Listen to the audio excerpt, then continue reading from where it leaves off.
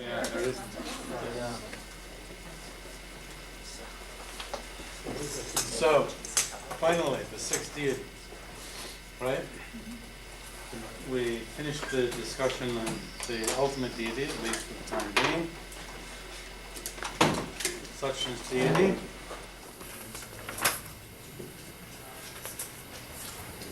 So, you've understood this, haven't you? That's not going to take much time. Do you think we'll get beyond the sound deity today?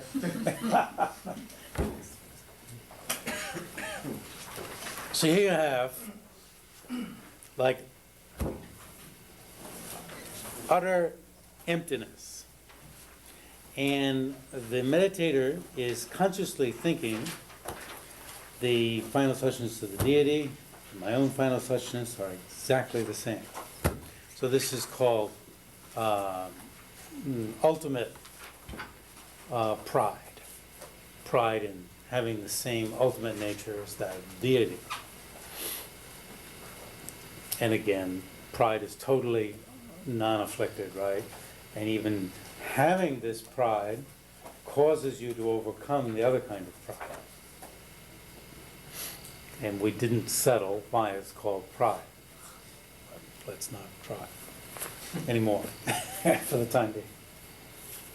Then, resounding in space are the sounds of the mantra of the deity as whom you're eventually going to appear. So, out of the void is sound. I need not say what that is reminiscent of. Not that I don't mind saying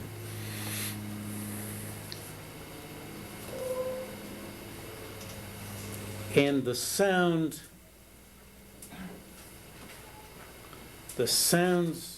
reverberating in space are as if composed of the ultimate deity itself. You have to maintain a relationship now between the ultimate deity and everything that's appearing. It's not as if you have emptiness and then something else, sound, introduced in it, as you would in space, but the everything that subsequently appears is a manifestation of, especially in Gelugpa terms, the mind realizing emptiness, and you have to say and that emptiness, since the mind realizing emptiness and emptiness are like this. So then this is appearing as sound. And if you can get a sense of that, you understand something very fundamental about Tantra. You see, rather than going into some sort of spacey meditation and then doing some other thing, the very spaciness itself serves as the basis of emanation of all of these marvelous qualities, sound, form, and so forth. It mimics the process that happens in dream time, consciousness appearing in various forms. For me, it mimics the process, or it's similar to the process of going to a movie and coming out of the movie walking or whatever, like one of the characters in the movie. Your mind is, if you look into your mind is appearing as one of these persons. Was it Claude Van Damme? I saw him about 15 or 20 minutes for the first time the other night.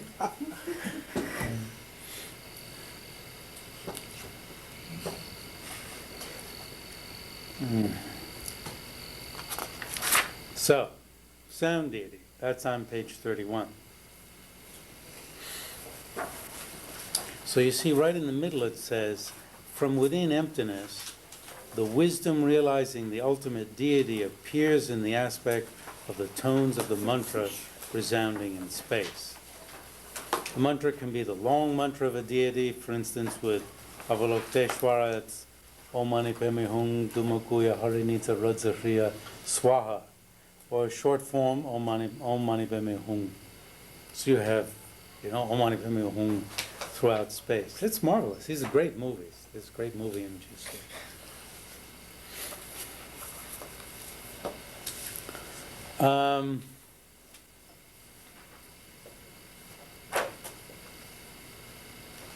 Okay. Then, letter deity. This has many aspects, which for me are thrilling. So again, you see it says, my mind, near the bottom of page 31, having the subjective aspect, realizing the undifferentiable suchness of myself and the deity. You see it remains. That mind appears as a moon disk. A moon disk here is a flat disk, which would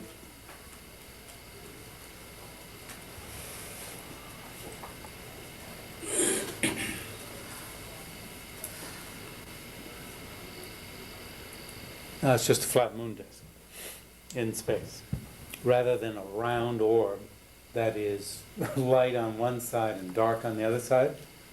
It's more the way the moon would look to somebody who didn't know that the moon had a dark side. It would look like something flat, right? And that was brilliant on both sides.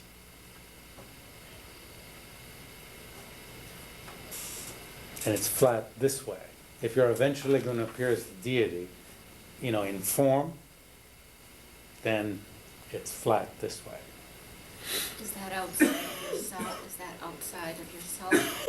Well, you see, no body is appearing at this point. You see, we just had the emptiness of oneself and the deity, and the mind realizing that, and then you adjust that, and then that plus this, that emptiness in the mind realizing and appearing as sounds. Now you have a moon appearing. So it's called the basis of emanation is this mind itself. What is it that observes this? Well, it's your own mind. We'll just answer it. Pass on to the next one. Now, the aspects of the mantra tones resounding in space are set on the moon in the aspect of written letters. So you have written letters on the moon that are facing inward, right? Contradict me if the text says otherwise. They're facing inward. And you see, you've got this mind that's appearing as a moon, and the mind realizing emptiness is appearing as a moon, the mind realizing emptiness is also appearing now in the form of the letters. Om Mani Padme Hum, with probably a free in the middle of it. And the sounds of the letters are also fused with the letters themselves. Now, letter actually means sound. In this culture. Doesn't mean the written letter. So when it says it's fused with the letters, it means fused with the written letter. Okay? Please.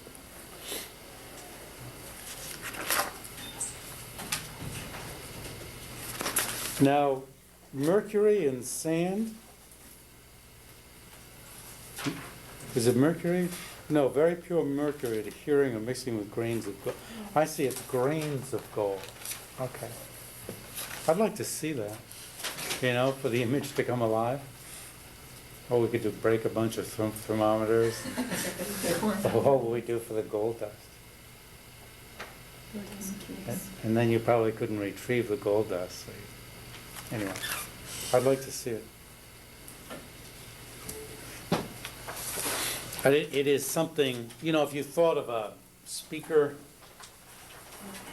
in the shape of like Ma, Om Mani Padme Hum, the Ma, and the speaker itself was emanating the sound.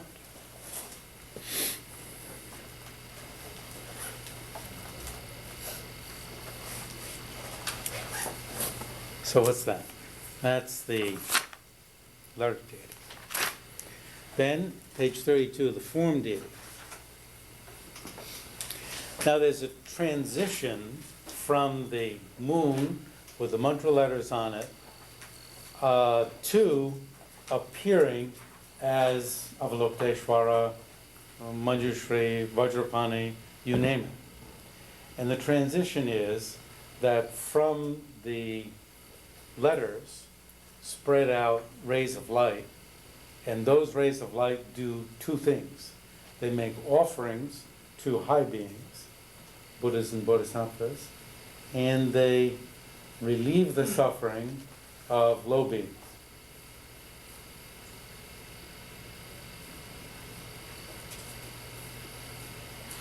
If you get into detail, really, bodhisattvas have something that they need to be relieved of too, which is the obstructions to omniscience.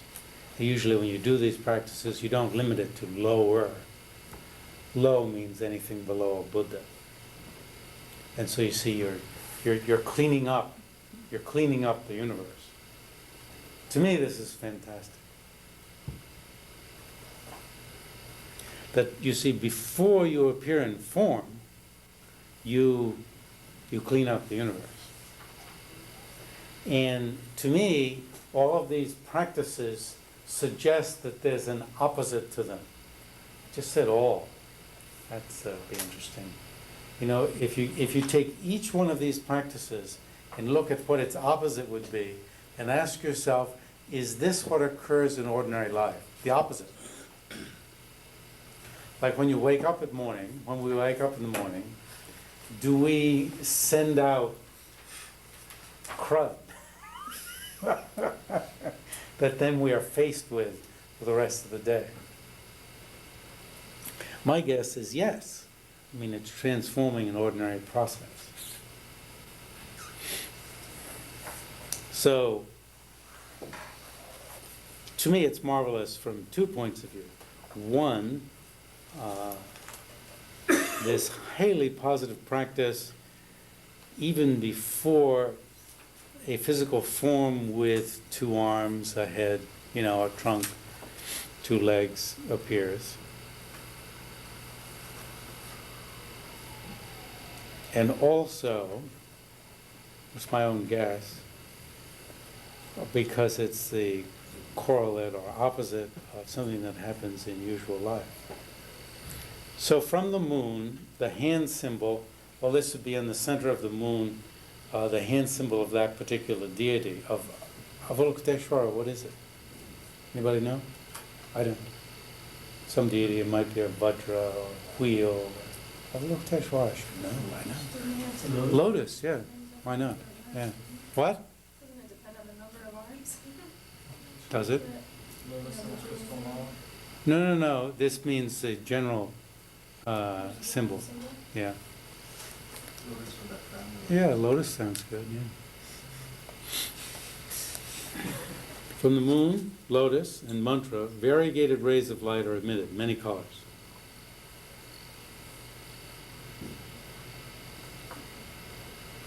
From the points of the rays of light, innumerable forms of the deity emerge. So, in ordinary life, when we wake up, is it something like innumerable forms of ourselves appear?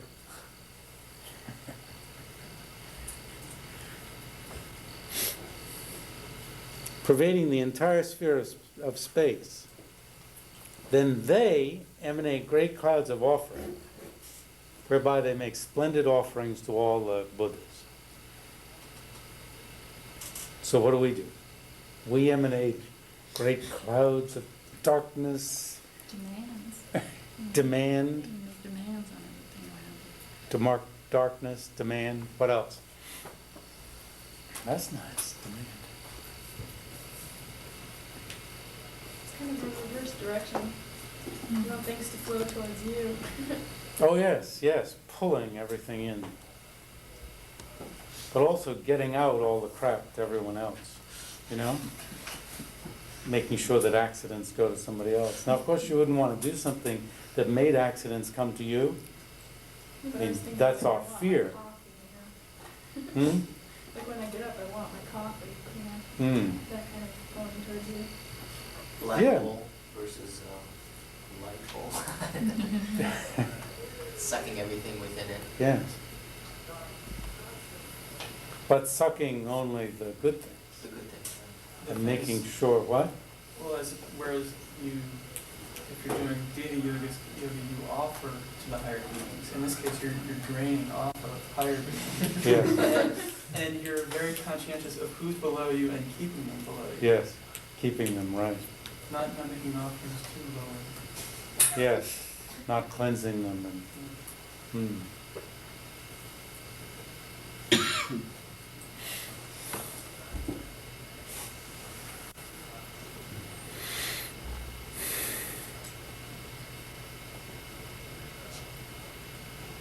Innumerable forms of deity emerge, pervading the entire Sutra. Also, they emanate great clouds. So you see, this just it's mentioned very briefly, but in terms of meditation, one doesn't just repeat this and go on to the next meditation. One does it in detail.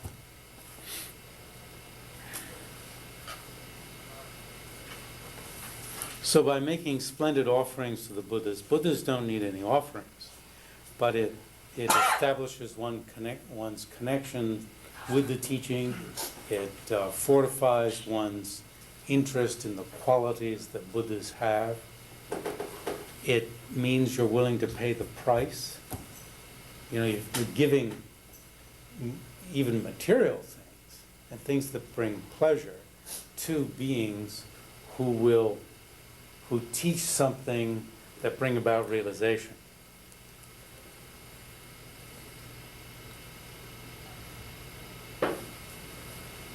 So, in a sense, doesn't it mean that I almost want to word it pejoratively, that you're putting a price on it? I mean, I'm willing to pay any price. That's how valuable it is. I'm not going to keep my goods back and take the teaching. I'm going to give it all. Why is that pejorative? Well, pejorative means put a price on it. And I say, this practice means that you're putting a price on receiving the teaching. Anti-price, I think. Yeah, but that's not, I'm just saying I'm wording it pejoratively. It's obviously a helpful process, as long as the doctrine is worth receiving. I have a question regarding these clouds. Are these clouds just a general metaphor for like billowing effulsions of offerings? It's just as clouds are a source of rain that allow things to grow on this earth, so these clouds are means of conveying great gifts and so forth to Buddhas.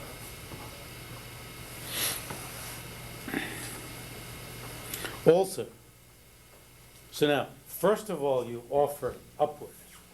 Then they emanate great clouds from which a rain stream of ambrosia descends. So, not just rain, but ambrosia, extinguishing the fires of the sufferings of all transmigrators, hells, and so forth.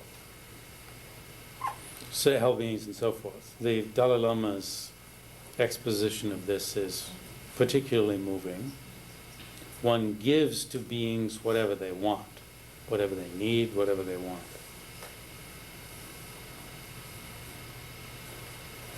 As he says, giving a good body to those who need it, coolness to those suffering from heat, warmth of the sun to those suffering from cold, food and drink to the hungry and thirsty, on and on. And you would think with this sort of practice, the light rays could come down and enter into the minds and bodies of these beings and instantaneously transform them into Buddhas. They don't. It's most interesting that individual wants and needs are satisfied. It's like you're keeping them in cyclical existence. In a For a sense. while. So, why? I was caused to think about, well, why?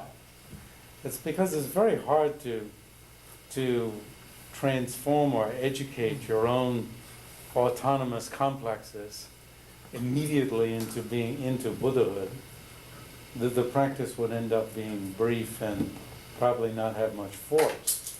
Rather, you're growing health, and you grow it stage by stage by stage. So eventually, you're giving teachings, and they're practicing, and they practice, and they achieve. Eventually.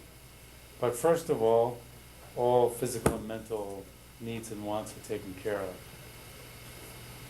on an individual basis. So it's very interesting to think of that. You know, we have people who are starving. Do you have obstacles to doing that? Saying it is easy, but perhaps you might feel, well, gee, that's unfair to imagine that they're being relieved of starvation because they actually aren't. Would you desist from the practice because of that?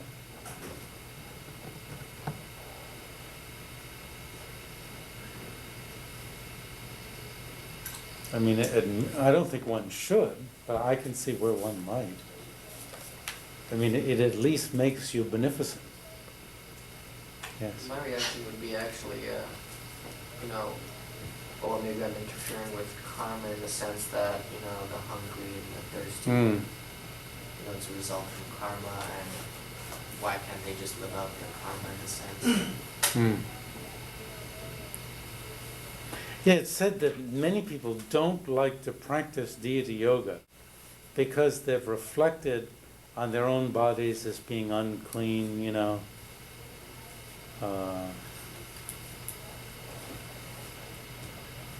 impermanent,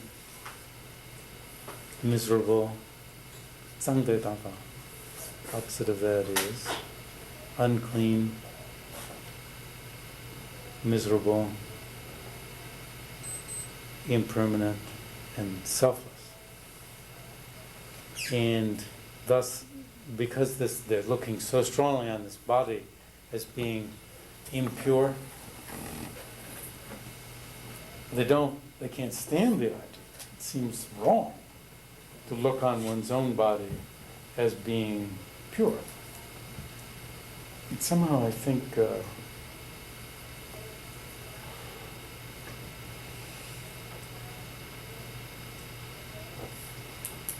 feeling that people should live out their own karma is in the same class. Right, it's, I'm impure, I'm suffering, so they should suffer. Yeah. Since I'm living out my karma. So. I would think that in psychological terms, it would be like caving in to leaving your own mind as it is. Because of course these are beings that you're imagining. And you're not interfering with that structure of tension that we set up in the mind, putting this disease over here and that problem over there and this problem over there. That when you go in and start cleaning these out, you don't just clean these out. Your mind, there's some havoc that's created in the mind because our attitude about ourselves and others is in a dynamic tension between these problems. Of events and so forth in our life and lives where there have been seemingly unresolvable problems, and then they become fixed. As one psychotherapist nowadays calls it, this is our personality. This is what personality means. So to do this in detail, I think would be very difficult. And one would find all sorts of reasons not to do the practice. You wouldn't have time, you'd forget to do it. Yes? Doesn't it also affect you so profoundly that at least what you can do in real life of giving to other beings, even if it doesn't help them so much, at least you're trying to give as much as you can. It should affect you to that point. Oh, I think it would. And at the beginning, maybe as you said, you give them food and whatever, which they probably need before they get teachings. If someone is starving them, even if you give them teaching, they won't. They really need that other stuff first. Even though here, the reference to giving food was mentally in this visualization. Right. Well, But I think your point is well taken, that it'll certainly have an effect on your daily behavior. Be something if it didn't. Although sometimes I'm waiting. I'm waiting for when I'm willing to give to beggars. I still. So when you're visualizing this practice, do you have this idea of, beings who are in need and, this ambrosia descending upon them? Do you have it sort of Yes. as a general sense, or are you thinking of specific beings, like you have a specific person who, Like the homeless thing, so. Yeah. you're giving food, or, Yeah. you see someone with a sick Yeah. body and you're, all of a sudden their Yes. body becomes well? Yes, the specific. So take a lot of time. Be very effective too.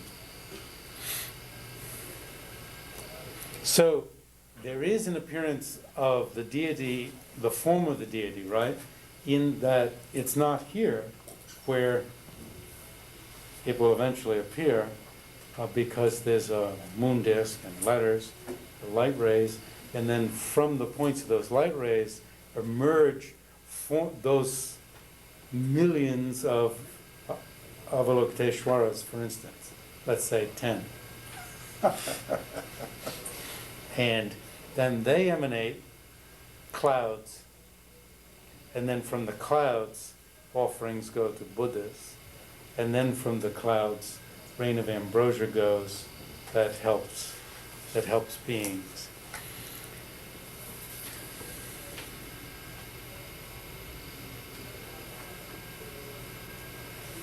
So, as Tina is saying, if it's specific, then, or one could get the sense as she was talking, that a specific being in a specific situation was appearing to her mind. So now what's appearing to her mind? One of her own mental contents. Even if it's a memory of a specific street person, it's a mental content that you are carrying around. And so I think the more one does this type of practice, the more your own baggage of contents would appear to mind. Some of them probably being very unusual in time. Now, on the bottom of page 33, now, in Gelugpa text, it said that only in the highest Yoga Tantra do you mirror the afflicted processes of death, intermediate state, and rebirth by mimicking the 8 signs of death.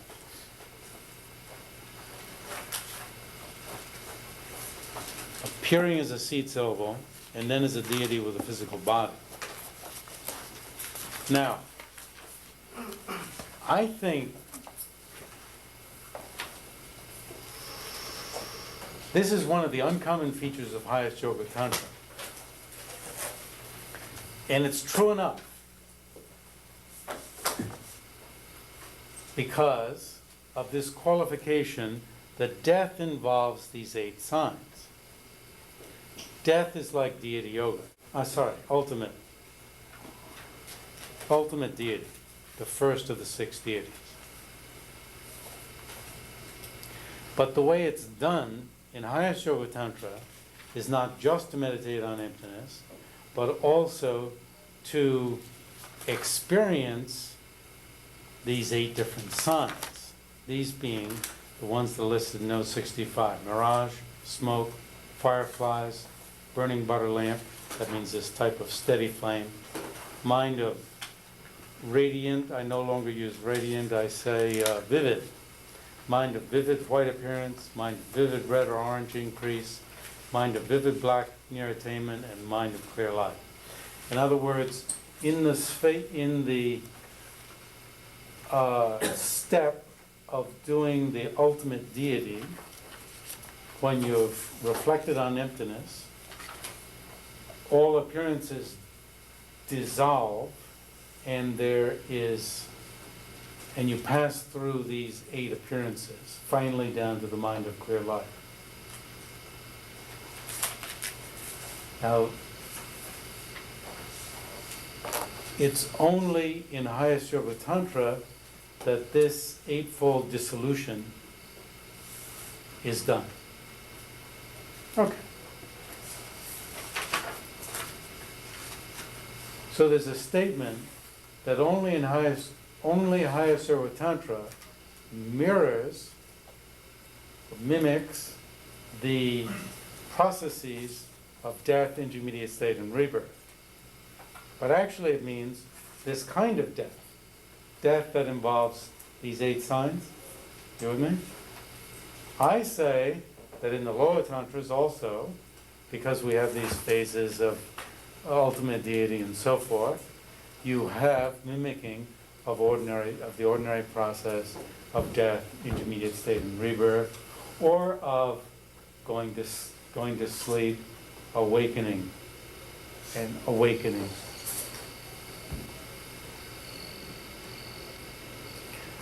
In other words, I would claim that there is a mimicking of ordinary processes for the sake of inducing transformation of them. I mean, everything I've been saying today up until now has been based on this, right? In the lower tantras also, not just in highest yoga. I think it's obvious from the structure.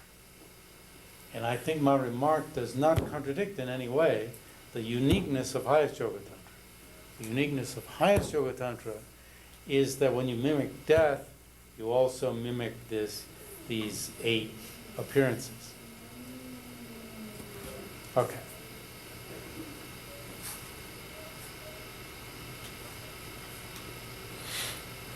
So then, having done these 2 marvelous sets of offering and purifying of beings, the light rays gather back, but the light rays from the Buddhas and Bodhisattvas are now enriched with their qualities. And they come back and dissolve into the letters, the moon, the hand symbol of the moon, which then transforms into the deity. And that's when you first appear, sitting here, standing, whatever.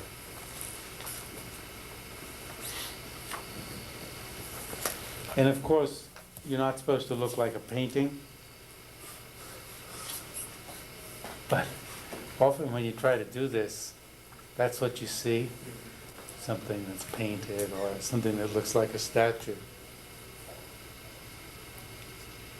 Remember, was it last year when a dancer from Nepal, tantric dancer, and he was doing deity yoga and dancing.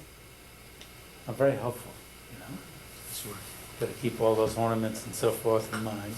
And you can no longer think of yourself as a statue. You have to bring a new statue to change position.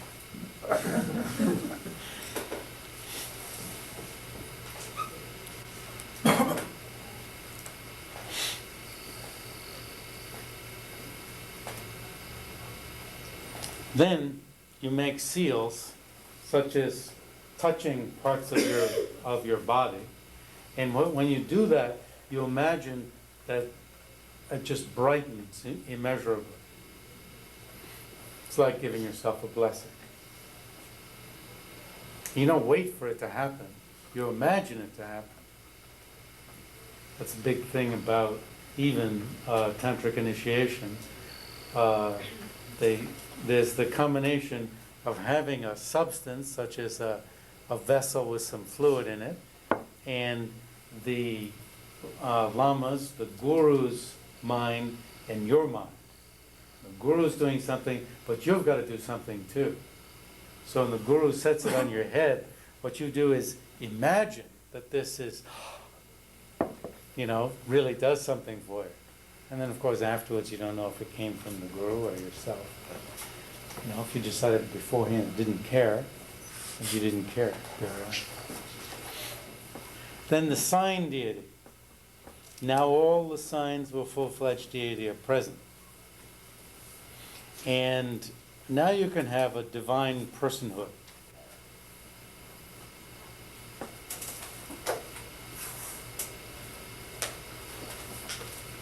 And you do an analytical meditation, which in this case means you brighten details, you brighten it, or you look at details.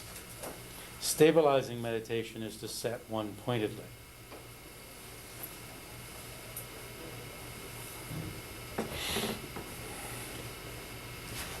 So now you can have a fully qualified divine pride.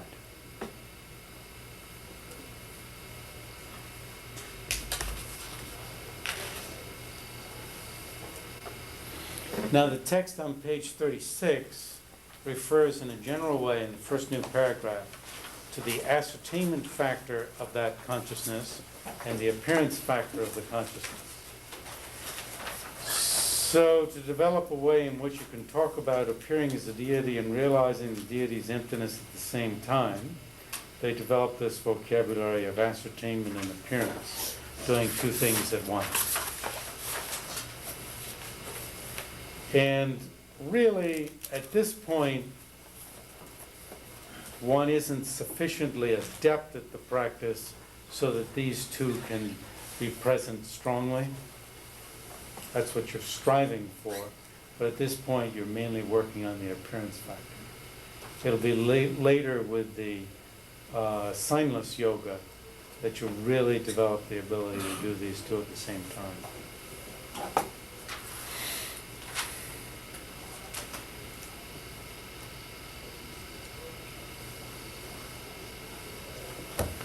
Now, the material on paradigm change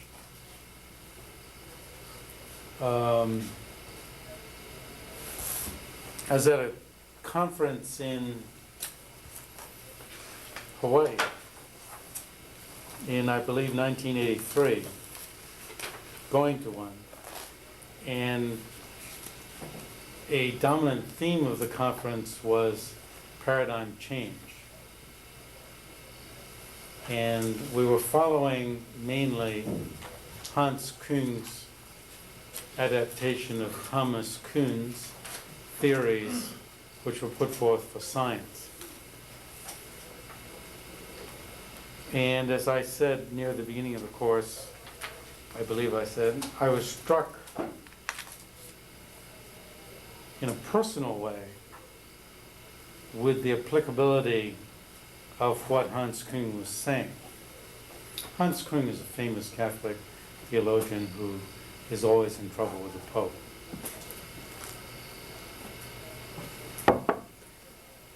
Very nice person who has written a number of different books. And he became impressed with Thomas Kuhn's theories. Are you familiar with Thomas Kuhn's theories at all? I notice I don't see the. I should have brought in Hans Kuhn's book today, The Theology for the Third Millennium, an Ecumenical View. And I don't have a reference to Thomas Kuhn's book here. Structure of Scientific Revolutions. Thank you. We are indoctrinated with the notion that science proceeds in a very rational way, that it changes, new information is gathered, and adaptations are made in previous theories. Thomas Kuhn's point through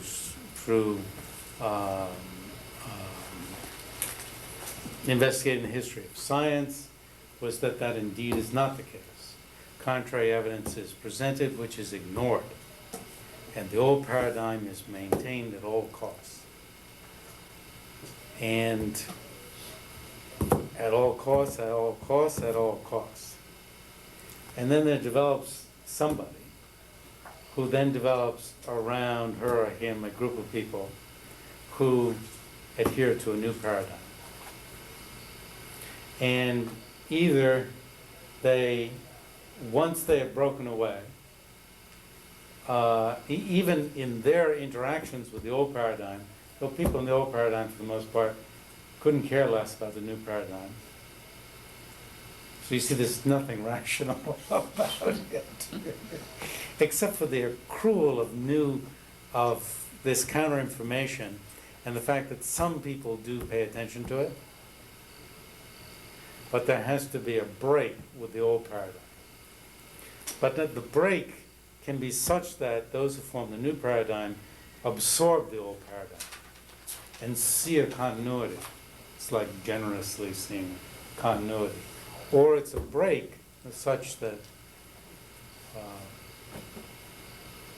just feel, those people are still in that field and, we don't have any connection. And you may look at, in terms of your own life and your changes within your life, do you see them as breaks? Oh, I'm not like the person I used to be, such a jerk, Or do you see it, of course, it could go the other way. It could be getting worse and the other person used to be so great. Or do you, even after a period of crisis, do you see it as, do you absorb the old one? I'm the type who absorbs the old one. No matter how much crisis there is, no matter how much change I make, I then go back through my life and make a continuous scenario that, somebody say, well, was there any crisis associated with that? Oh, no. And it's not a matter of mere denial. There's denial also, but of this is the way I look at things. And indeed there are. It's like those earlier pieces of evidence that weren't being paid too much attention to, they then become dominant probably in this new life scenario.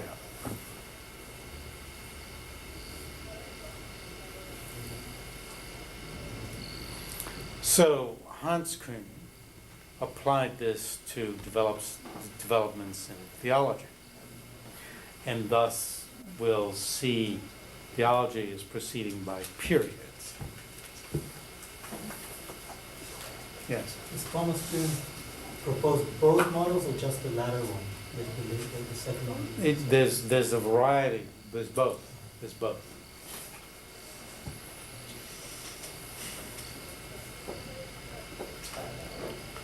And so I was struck. It was actually on the airplane. Sometimes for conferences, you only prepare when you're on the airplane. And reading Hans Kuhn, I thought, well, this, in my own biography, resonated very strongly with experiences that I had when I first went to India in 1971, which was 9 years after beginning a practice and study of Buddhism. And so my bringing this in is highly autobiographical.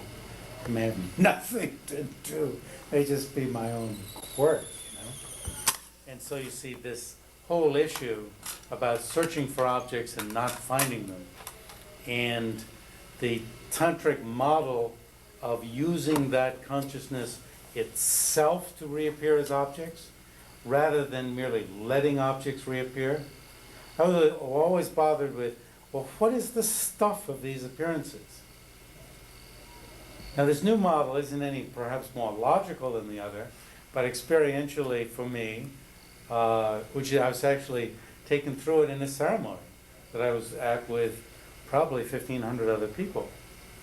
And it was actually as I remember, it was a compassion exercise.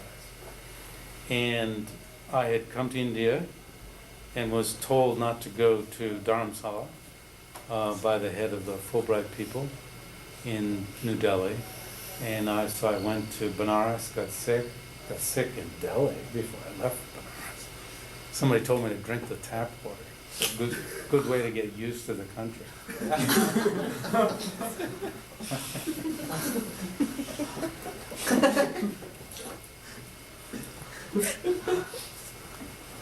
Anyway, it was starting to get hot in Sarnath, Benares, so we quickly went on to Dharamsala and happened to arrive right when the Dalai Lama was about to give teachings on the stages of the path. The thought, definitely, to get out of cyclic existence, altruistic, become enlightened, and the correct view of emptiness, in Tsongkhapa's middling exposition of the stages of the path. And he stopped at one point in the middle and gave the Bodhisattva vows. Actually, it's this aspirational vow of aspiration and then a vow of practice. And at some point in that practice, in that ritual, he described the steps of the practice of compassion. And I've been living quite a difficult life for me. And even though I had practiced these very steps a great deal in the past, I hadn't been lately.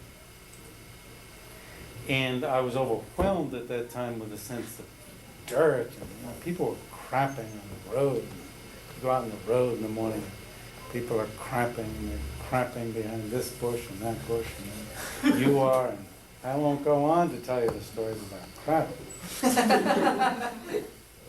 I won't even tell you about the day I was in the two-tiered bathroom and somebody flushed the toilet upstairs. I won't tell you about that one. And he went through these exercises, and I began applying them to the people at the present time. So my feeling was very strong. The feeling was particularly strong. And then he said, take that feeling and cause it to appear as a moon. And I just did it. And that was like the introduction. You see, you can't just, it's not just any old mind. It's mind of compassion or mind realizing emptiness. Fortunately for me, he wasn't saying realizing emptiness or something really difficult, but something that I was very used to in a particular practice I was used to, and in a situation where my mind was turned down and then it really got turned on, and thus the sense of the mind, of what was happening, what was so different, so forth, was right there for me. And so when he said, take your mind and cause it to appear as a moon, there was no, I didn't have to look around to find my mind. It was obvious, the compassionate mind. And then the compassionate mind remains appearing as a moon. It doesn't then turn into a moon and you cease the practice of compassion. And later what you do is you take the mind realizing emptiness and you cause it to appear as a vajra. Make it appear as a vajra on top of the moon. More complicated, right?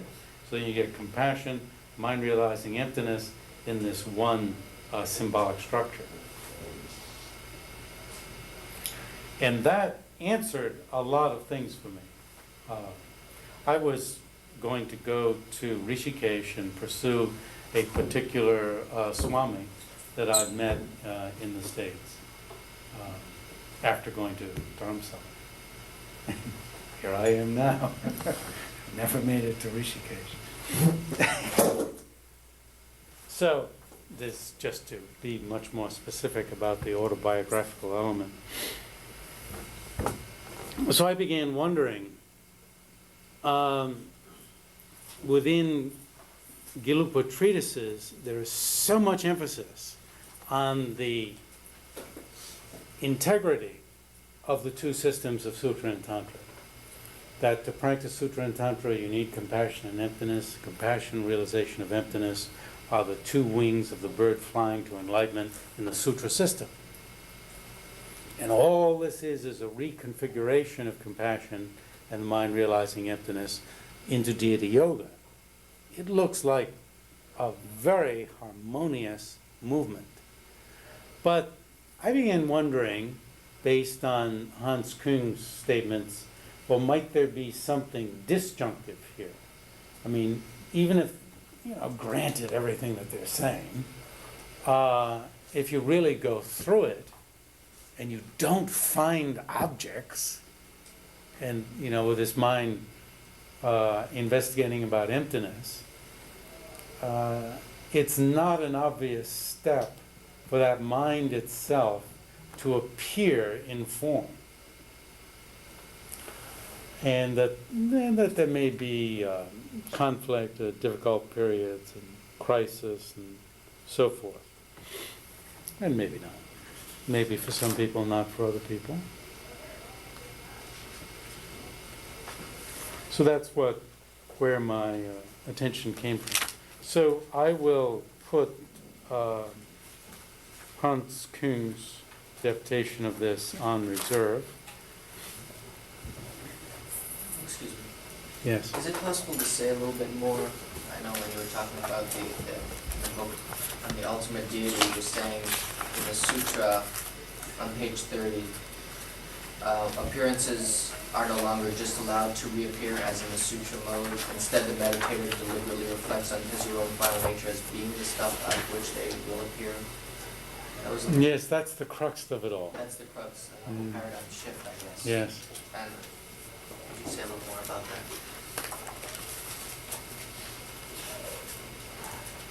In the sutra mode, you are searching for the inherently existent object. You don't find it. What you're left with is something, a space-like experience. And then rising from that, you just loosen, that attention, and objects begin appearing. Your own head, your teeth, your legs are sore because you were, sitting in meditation mat. And so these are ordinary objects. And even if they're qualified with a sense of being illusory-like, appearing to be inherently existent but not, and even if they're not as grossly concrete as they used to be, they're still ordinary objects. They're objects that are presented to the mind. Whereas in this tantric practice, you're deliberately appearing in a certain form. And it's not just something that appears to your mind, but your mind is deliberately appearing as the object. Do you need the object, though? I mean, in order for your mind to appear as the object, you have to have a conception of the object.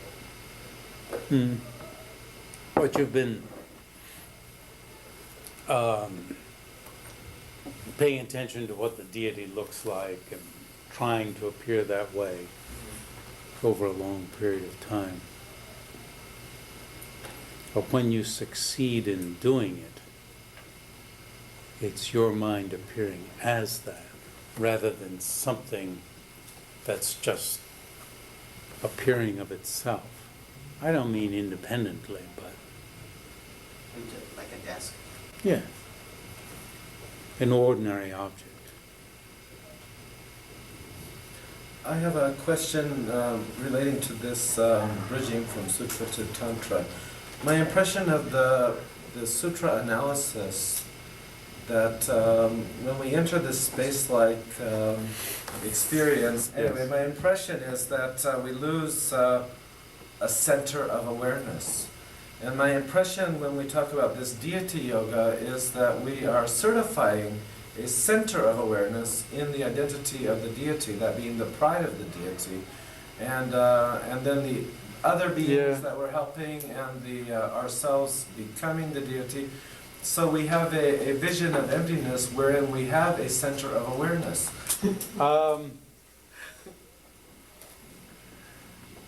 I think it's probably all right to say that you're cultivating a center of awareness, at least at this point.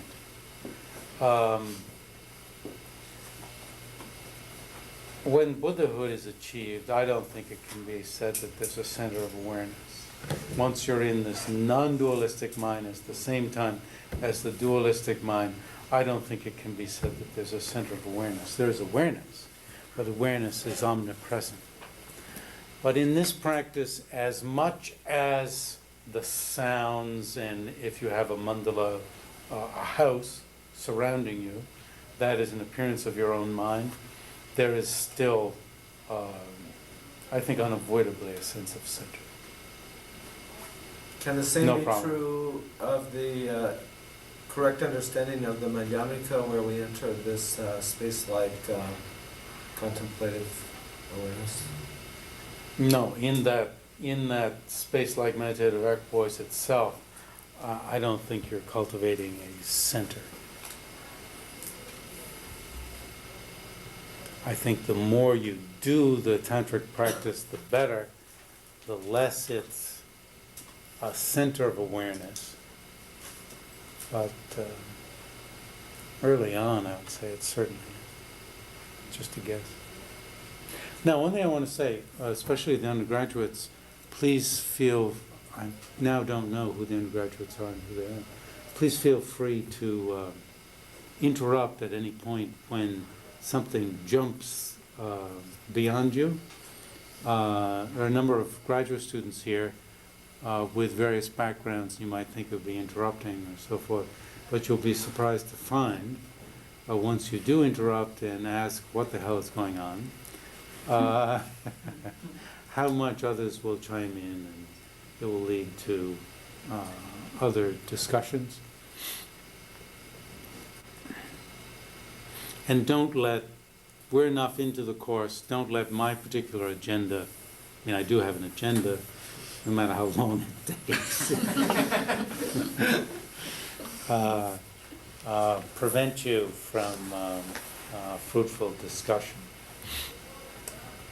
Now, for today, wasn't it? Are we up to more or less something like today? For next time, by the way. I think we're supposed to be up to page 70. Yeah. My gosh, really? 70? Well, that's almost absurd, isn't it? You know, it's amazing. I wrote out the assignment for next time. It's pretty much the same as today.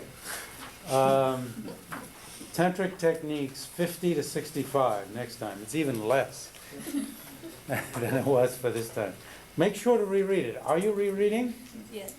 Because it's, and then Deity Yoga, 19 and 20, and 77 to 101, and 115 to 138, and 214 to 215. It's all the same material. But it's much more confined. We're basically on the topic of the preliminaries and meditating on the deity in front. Now, what do you think about Jung?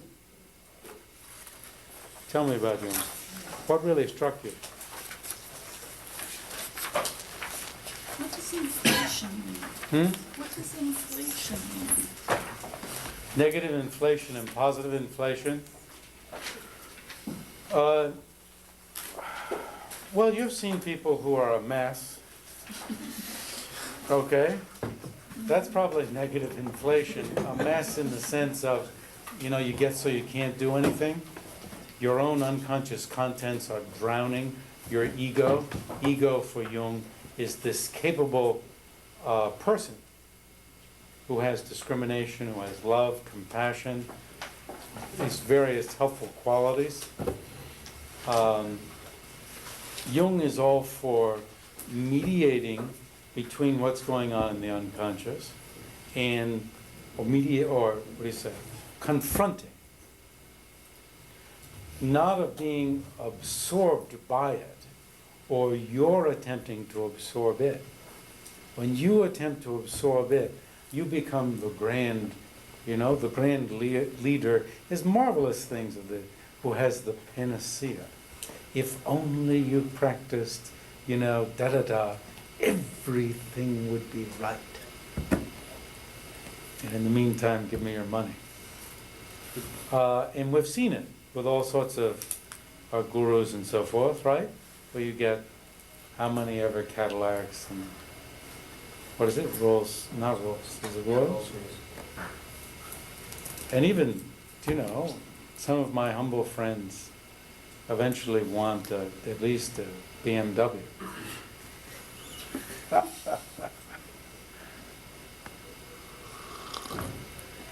So is it the ego that does this confronting? Now, what he wants is for the ego to confront, not assume too much from the unconscious to itself, because that blows you up into, blows up in the sense of inflating, into like being the grand personality, or as somebody who serves the grand personality. This is a great, I mean, how many people have you seen who serve the grand Lama? You know, the grand guru. They do inflation, what do you call it? Vicariously. And the other side of it is to be drowned in unconscious contents such that you become incapable.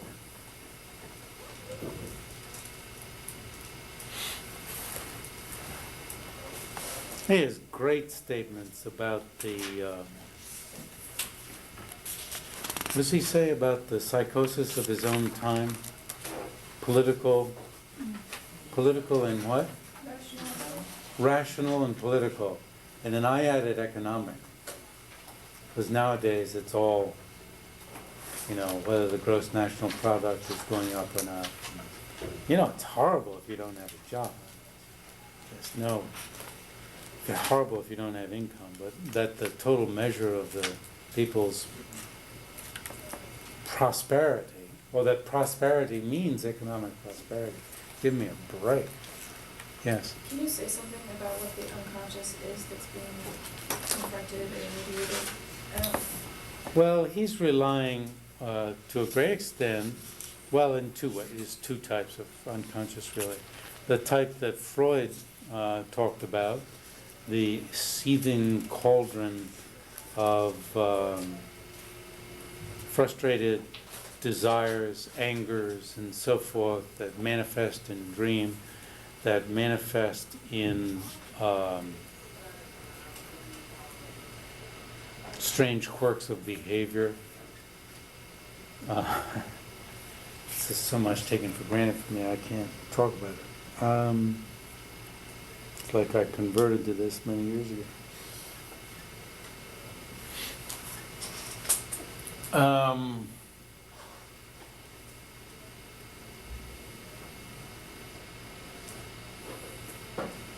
Is it like the stuff we try to hide? Yeah, it's the stuff one tries to hide, and it's the stuff that's being hidden and we don't even know we're hiding it.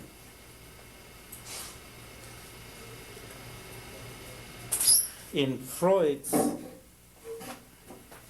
see, I guess since I'm coming so much for this,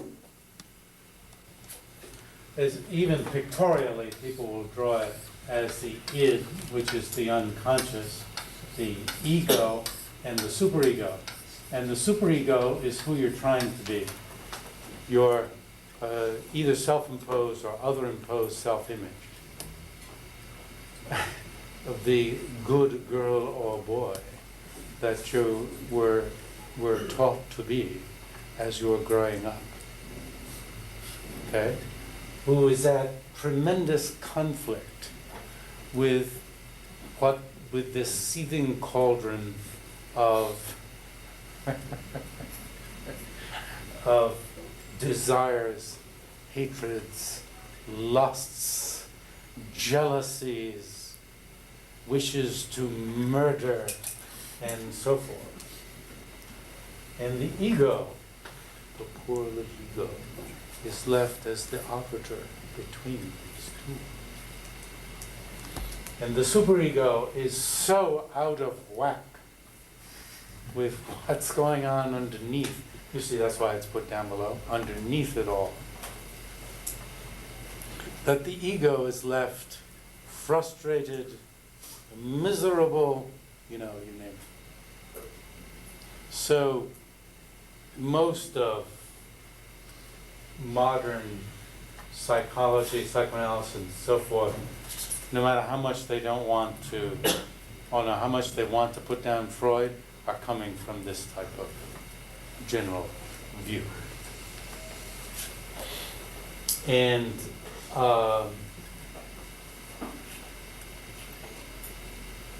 a presupposition or is that what is actually in one's own unaware, unconscious meaning unaware, contents. Unconscious doesn't mean not mind, it means in mind, but you're unaware of it. That what is in there we project onto the environment, onto others, and so forth. And thus in these Tibetan rituals, as you're reading about in the material for today, and be rereading for next time, you do a lot of taking care of these you look at it from Jung or Freud's point of view, contents that are being projected on the environment. That's how they're being confronted. So this is such a swirl of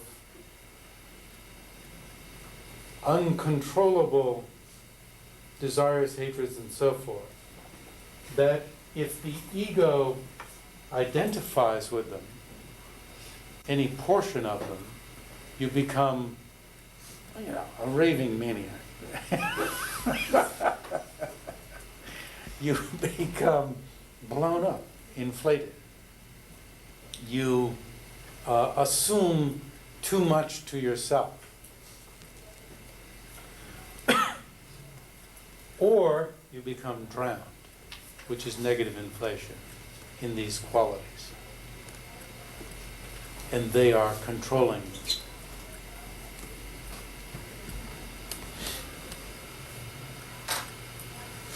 So, and then Jung took it further and presented a view of a collective unconscious, which were archetypes, basic thrusts, images, contents that all of us share.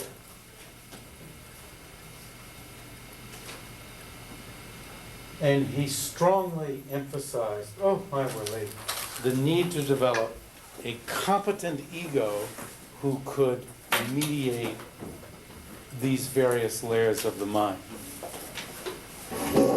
So let's go on next time talking about Jung and then going on to the material on other base.